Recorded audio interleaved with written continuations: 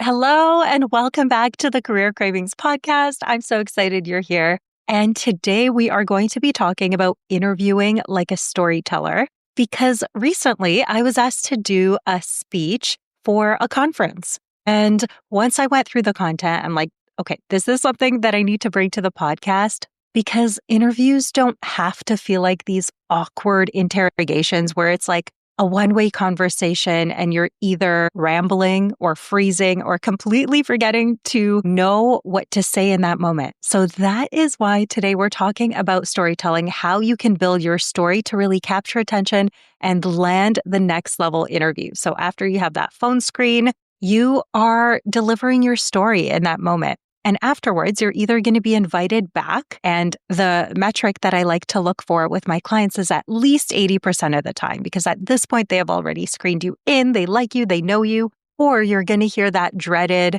I'm going to speak to the manager and let you know. So this is how you can build your brand and really your storytelling in order to land that next level interview.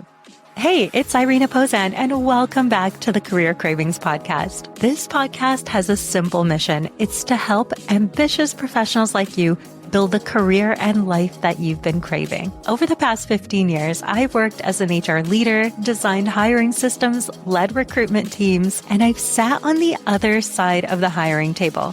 I've seen what works in today's job market, what doesn't, and what separates those good candidates from the ones that actually land their dream roles. Now I'm bringing everything I've learned straight to you. Each episode is packed with actionable insights and tools to help you land your dream role sooner. Now let's dive in.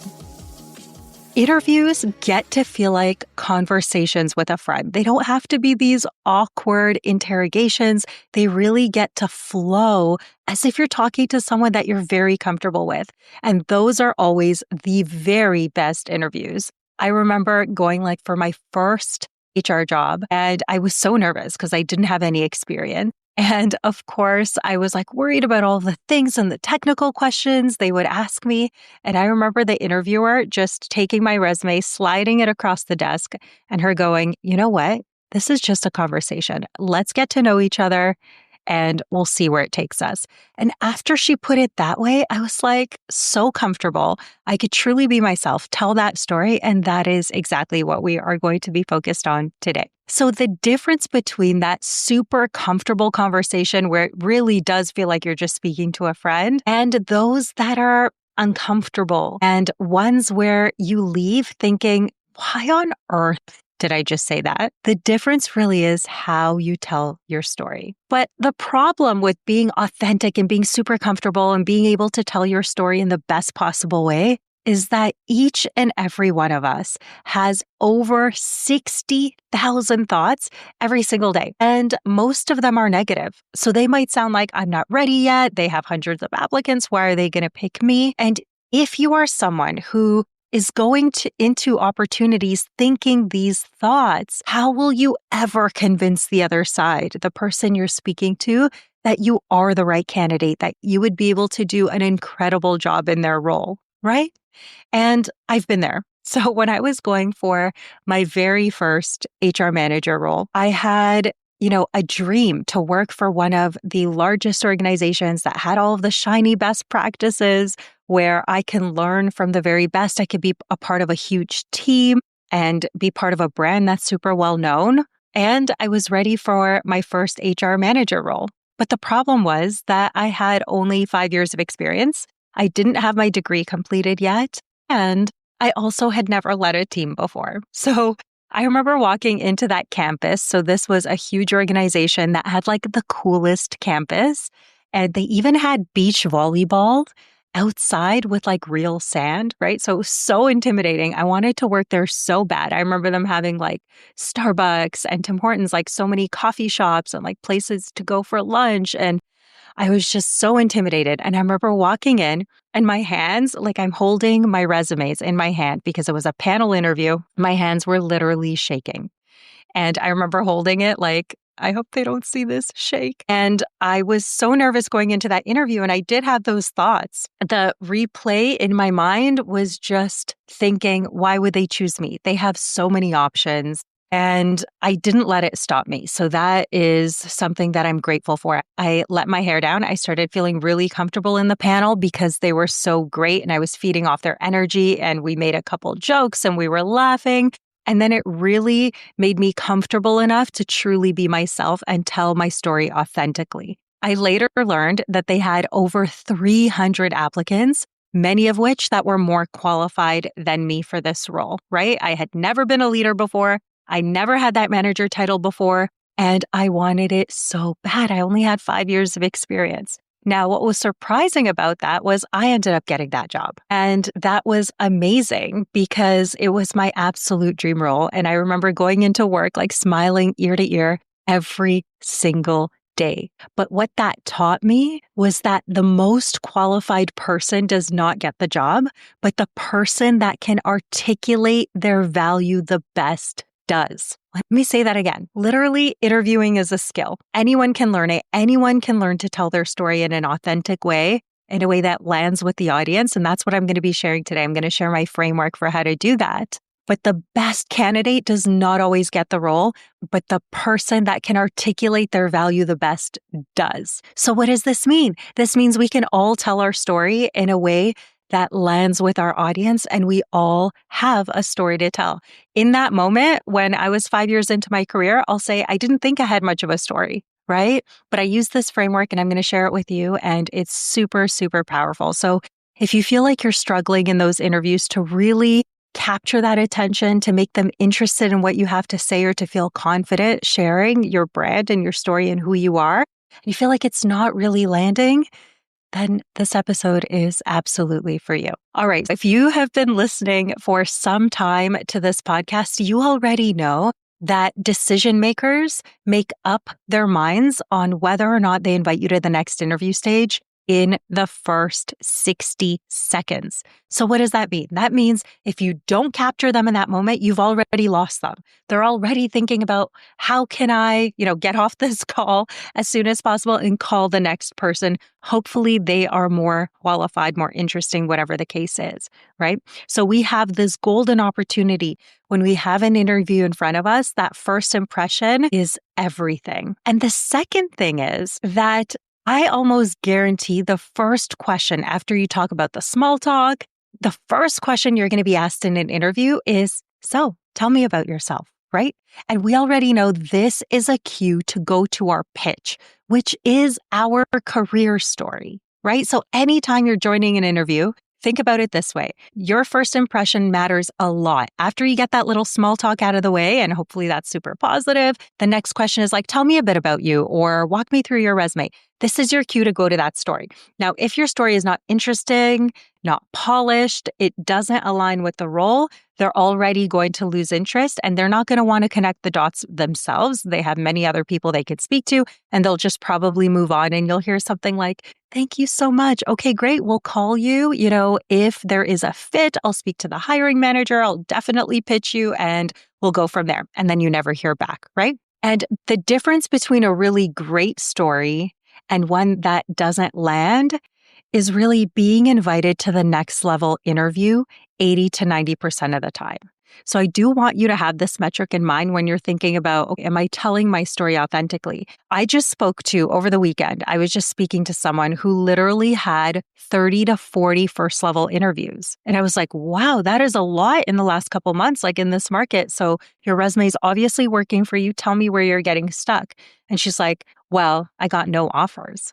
And only 8 of those interviews went to the next stage. I'm like, okay, got it. This is a brand and a pitch and interview problem instead of a resume problem, right? So I remember about 6 years ago, I was going for my dream director role. I remember thinking, okay, I'm ready for that next level in my career. And I was so excited. And there were no opportunities for me inside of my company. So I started applying for those director level roles for the first time. And it started going really well. I was invited to interviews with 2 amazing companies. And I was obsessed with both opportunities. One was with a healthcare organization, one was with another company that's huge, and they have locations all over Canada and the US and really well known. And I just thought, okay, this is amazing for my next step. And I was really excited about both. And I remember the interviews just feeling kind of hard. Like I was putting in so much effort trying to script like the perfect script to say. And they were both in person. They were actually asking me to come on site, did presentations for both, I did 90-day plans. And I went to those final interviews. And it felt like a struggle, but also it felt like it was going super well because one of the companies actually invited me to do like a tour to meet the whole HR team. I was making small talk with people. The other interview went like 2 hours over and I spent like almost all evening there. And I was just like, okay, I came home and my husband was asking me, he's like, well, how did your interview go? And I remember saying, freaking amazing. And, I think I'm going to get both offers. And he's like, really? And I'm like, yes, like I got a tour. I met the team. Like, of course, at least one of these offers is going to come through, but probably both. Right. And what ended up happening was I was actually rejected for both roles at the same time. And I remember crying myself to sleep, literally just being like, okay, maybe I'm not ready yet. Like these same thoughts were coming back, right? Maybe I should just like stay at my current company because I have it really good. Like, why am I even looking to leave? I'm probably not ready. It's probably not the right time. And I almost gave up, right? I almost completely stopped looking. And what ended up happening ultimately is a couple weeks later, an executive recruiter reached out with the most perfect role that I could ever have imagined. Like, it was way better than the other two roles. But this time I made the decision to really invest the time to authentically tell my story, to really build it from the ground up and to build it at the next level. Because keep in mind, to this point, I had never landed an HR director role before, right? So this was all new to me. And I knew I had to level up my executive level communication. I was like, okay, if I've never had a director role, if I want them to essentially see the value to promote me into this position, I am going to have to tell my stories in a much more effective way. And this interview process went completely different. So after I had prepared, I had my first impression, my brand, like all of the things dialed in. I had my pitch. It was effective. Like I could see it land. And I remember this interview process went super differently. They were so afraid to lose me. There were more, even better signs than the other interviews that I had gone on. I remember going to the final interview with the CHRO and the CEO and them just asking questions like, what if we gave you an offer and your current company countered? Like, would you stay? Would you come to us? Or I remember as I was leaving the interview, the CHRO was like, how quickly would you accept our offer if we gave you one? And I was like, oh my goodness, if it was right, like we would make it a priority. We would nail this down like within, a day or two.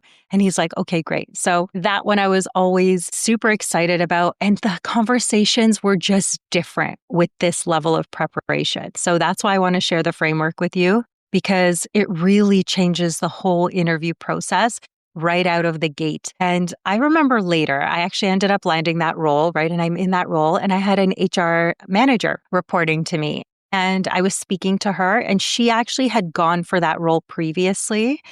And I remember her saying, she's like, the interviews were so hard and it took like 6 months and they kept going back and forth. And ultimately they offered her the manager role instead of the director role. But with me, it was like within a week, the whole process was over and I got the offer. So once a company sees the talent, they see the potential, and it's really through that storytelling skill, they want to move quickly and things end up going a lot more smoothly. Right? So if right now you are someone who is also dealing with rejection, and maybe you've also had a couple of organizations come back to you and just say, it was a really difficult decision, but we ended up going with someone else. I want you to know that you are not alone. You're not behind. Everything always happens for a reason. Like once I actually landed the right director role, I knew why those other ones didn't work out. There were so many lessons, and I have a whole other podcast episode if you haven't listened to it yet on rejection and all of the reasons why I knew those roles later, not in the moment, but later I knew why they weren't right for me after seeing what happened in the world and with COVID. One of the organizations actually shut down like half of their locations.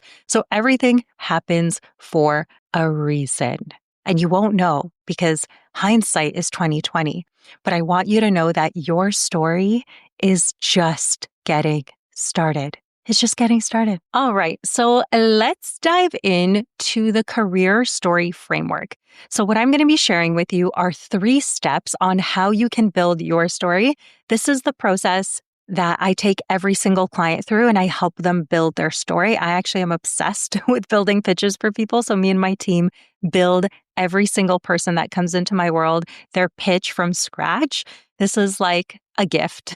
And I want to teach you how to do it now as well. Okay, the first step is so important. So most people will think about them, right? You're like, it's my story. So I'm going to think about like when I started my career and where I went to school and all of these irrelevant details for the role. The first step I really want you to take is look at getting into the mind of the recruiter because it's less about you and so much more about how you align with their role. They don't care if you started your career in engineering and then pivoted to this and now you're in tech. Like, they don't care about that unless they're an engineering tech company. So think about getting into the mind of the recruiter. So the first thing you're going to need to do is look for clues. So once you understand who the organization is, you're going to look at their job description, right? Because success leaves clues.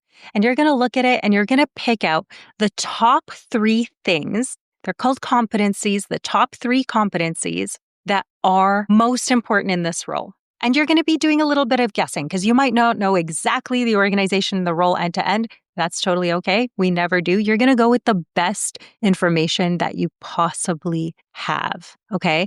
And then you're going to get into the mind of the recruiter. You're going to think about, all right, what is it in this type of role? Say it's a manager level role, right? What is it that they're looking for? What do they want? What kind of problem are they looking for this role to solve for them, right? So think about, why are they even hiring for this role? Recently, I was hiring for a really, really important position in my own company. And when I thought back to it, it's like, well, what am I looking for? What am I really looking to solve? It's like, I know the role, I know the description of it, I know for the skills that I'm looking for. But at the end of the day, I was looking for someone to help me free up my time because my time is the most valuable asset. So someone that can step in, they can duplicate me, they can replicate some of the things that I've been holding on to in the business that I don't need to be doing anymore, right? And I needed to trust they would have the knowledge to do it. I ended up hiring someone who is so freaking amazing. And if you've been in my world, you've probably met Kristen. She has over 20 years of experience in top organizations like IBM. And she's just freaking amazing. She has more HR experience than I have. So when I thought about it, I was like, okay, I could hire someone and pay them less, or I could hire someone with a ton of expertise that will take less training and will really, really level up my company, right? And I made the choice to go with her, to go with that experience. So the problem I was trying to solve, and many people are trying to solve this problem too, is how do they find someone to fill the gap? To buy back their time, right? When you think about like a CHRO hiring me as the director in my last corporate role, well, they wanted someone to lead the whole talent department from scratch, someone strategic with the leadership skills and the strategy, right? So think about, what are they really looking to do with this role? That is the first step.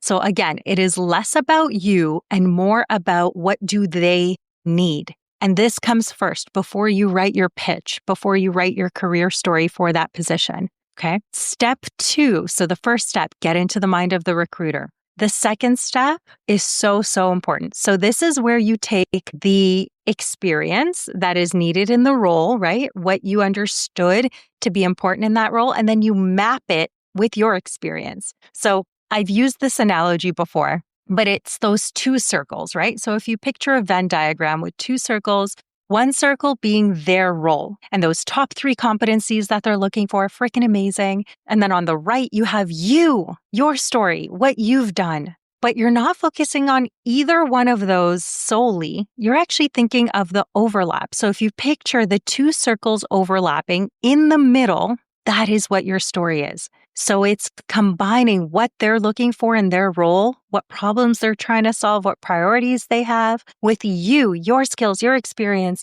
and how you know you'd be amazing for that job. Because a pitch this always has to be custom to your audience and who you're speaking to, because it's not all about you and where you went to school, where you started your career and how you got promoted. It's not about that. It's actually about how you can help solve their problems. And when you make this switch, it changes everything. Okay, step 1, get into the mind of the recruiter. Step 2, map your experience. But of course, there are 3 steps like any good framework. So the third step is to actually tell it like a story in under 90 seconds, because people don't remember random facts. I've had so many clients that have come to me struggling with their search and they have their PhD. I have literally a doctor as a client. He's not getting any interviews, right? So it doesn't matter how educated you are, if you have your MBA and this and that. If you're not communicating in an executive communication effective way, you're going to lose the audience. And people don't want to hear random facts like, first I went to school here and then I did this. Like, they want to know what you've done that aligns with their position, how you can solve their problems, what you've done that's super related to what they're looking for in under 90 seconds. And it needs to flow like a conversation with a friend, right? That's when everything shifts. There is a huge difference between just being qualified to being remembered and to be hired and to be invited to that next interview stage 80 to 90% of the time. And of course, there is always a huge difference between knowing, right? So it's like, you know what the framework is. Step 1, get into the mind of the recruiter. Step 2, map your experience. Step 3, tell it like a story. But there's a huge difference between actually just knowing what the steps are and like forgetting it and moving along and continue to drive down the road or walk down the street, whatever it is you're doing, and actually applying it in a way that works, in a way that gets you hired, right? So here's your challenge for today. In the next 24 hours, I want you to take action. I want you to craft your story. Now, if you don't have an interview coming up, because I did say it's specific to each and every role. Now, what I do for my clients is I always write the framework of their story for them. So it's like 80% is done. And then we fill in that 20% when they do have real interviews and then apply it to that organization, right? So that way it's strategic, it's aligned, it's custom to them. And you can't repeat it to every company you go on an interview with. But your challenge is write a pitch, write your career story in a way that aligns with your target role, even if you don't have an interview coming up, just so you feel more prepared to tackle that tell me about you question. So that is like the number one thing I want you to do today and take away from today's episode. And then I want you to DM me. You can find me on Instagram and LinkedIn. My contacts are always listed in the show notes if you swipe up to wherever you're listening to, and just write me a note and tell me if this resonated with you. And if it did, I'd love for you to share it on your social media. I'd love for you to send it to a friend who might be interviewing or needs to hear this. And I can't wait to hear where your story leads you. I love putting out content that is helpful for you. So if you find this helpful, please take 10 seconds to leave a review. You can literally do that right now before you exit. It helps me to reach more people that may need to hear this message and helps me to put out even more content and more episodes here more often. I would love to hear from you and send it my way. I'll enter you into a contest as well. So have a beautiful day. Thank you for being here, and I will talk to you next week. Hey, before you go, if you've enjoyed listening to today's show, I would love your support. Please take a moment to leave a review anywhere where you listen to podcasts. And here's the exciting part. I'm running a special contest and giving away a one-on-one session with yours truly. All you have to do is leave a review, take a screenshot, and send it to me in my DMs. All of my contact info is in the show notes. I appreciate you so much, and I cannot wait to build the career and life that you've been craving together. See you next week.